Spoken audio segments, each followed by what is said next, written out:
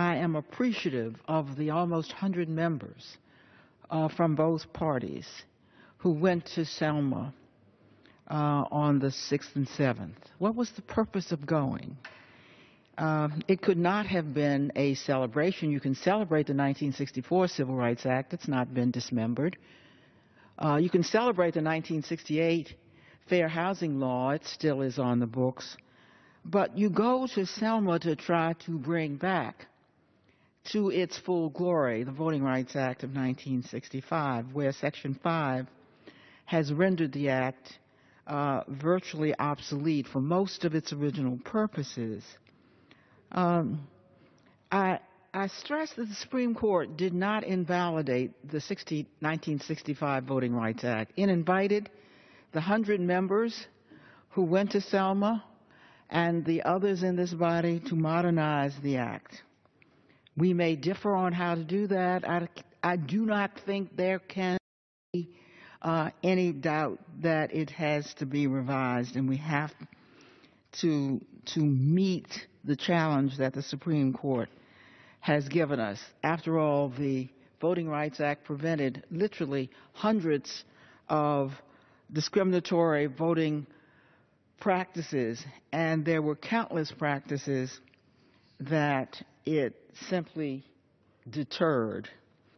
I don't see how almost 100 Republican and Democratic members can have gone to Selma on the 50th anniversary without coming back to revise the act. We went empty-handed. We went without a bill.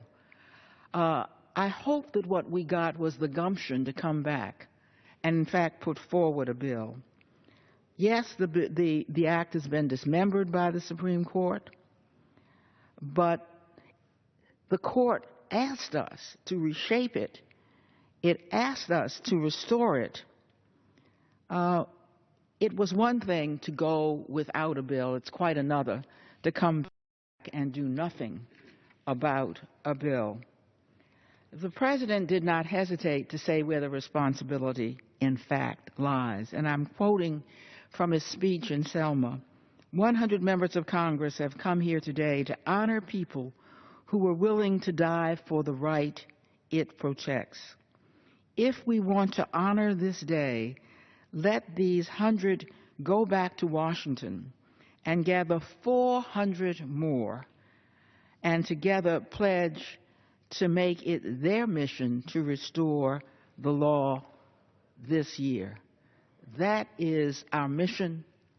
The very trip to Selma, where we went in the name of the entire Congress, demands that we act before the end of this Congress. I yield back and thank the gentlelady for yielding.